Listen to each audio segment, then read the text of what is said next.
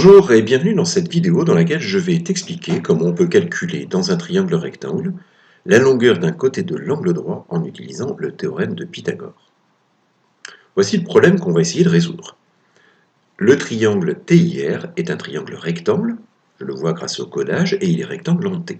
Je connais la longueur de RI qui est l'hypoténuse, le côté opposé à l'angle droit, et je connais la longueur de RT, mais je voudrais savoir quelle est la longueur de TI. Pour cela, je vais utiliser donc le théorème de Pythagore. Comme à chaque fois que j'utilise le théorème de Pythagore, je dois soigner la rédaction. Soigner la rédaction, cela signifie que je vais dire qu'il s'agit d'un triangle rectangle, que je vais bien préciser que c'est le théorème de Pythagore que je vais utiliser, et que je vais écrire ce théorème de Pythagore avec les noms des sommets de ce triangle particulier. Allons-y. Dans le triangle TIR rectangle en T, selon le théorème de Pythagore, RI au carré est égal à RT au carré plus TI au carré. Maintenant que j'écris tout ça, je vais pouvoir remplacer les longueurs dont je connais la valeur par les valeurs qui sont connues. En clair, ça signifie que je vais pouvoir écrire que 8 au carré est égal à 4 au carré plus TI au carré. Si nécessaire, je peux tout à fait utiliser ma calculatrice pour connaître la valeur de 8 au carré, qui est 64, ou la valeur de 4 au carré, qui est 16. Bien sûr, si je connais bien mes tables, je le savais déjà.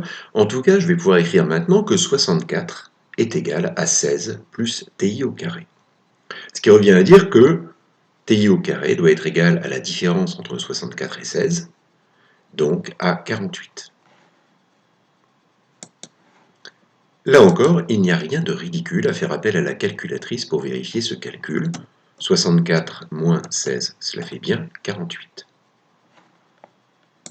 Mieux vaut en effet recourir à la calculatrice plutôt que de faire une erreur en calcul mental ou en calcul posé. Puisque TI au carré est égal à 48, je ne suis plus très loin du but. Moi, ce qui m'intéresse maintenant, c'est la longueur de TI. Puisque TI au carré, c'est 48, ça veut dire que TI doit être égal à la racine de 48. Je vais demander de nouveau à la calculatrice de m'aider dans ce calcul. Pour que la calculatrice me calcule la racine de 48, il me suffit, en appuyant sur la touche seconde, de faire apparaître le symbole de la racine carrée. Alors, soit je peux retaper le nombre 48, soit je peux lui dire que c'est le résultat du calcul que je viens d'effectuer qui m'intéresse. Et la calculatrice m'indique 4 racines de 3.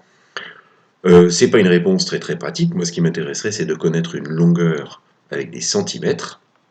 Eh bien, en appuyant ici sur la touche qui va me donner une valeur décimale approchée, je vais obtenir ces chiffres-là, 6,92820323.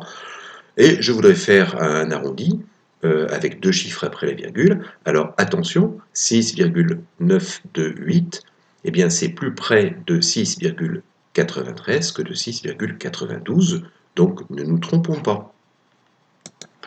L'arrondi donc effectivement de cette longueur, c'est environ 6,93 cm. Voilà, en résumé, pour bien utiliser le théorème de Pythagore, il faut toujours rappeler ces deux phrases dans le triangle TIR rectangle en T, selon le théorème de Pythagore, et écrire cette égalité avec les noms des sommets. Ensuite, et ensuite seulement, tu pourras faire des calculs. Voilà, n'hésite pas à revoir cette vidéo autant de fois que nécessaire, et puis parcours les autres vidéos liées au théorème de Pythagore, y compris celle qui explique comment, en utilisant la réciproque du théorème de Pythagore, on peut déterminer si un triangle est rectangle. Merci de ton attention et à très bientôt.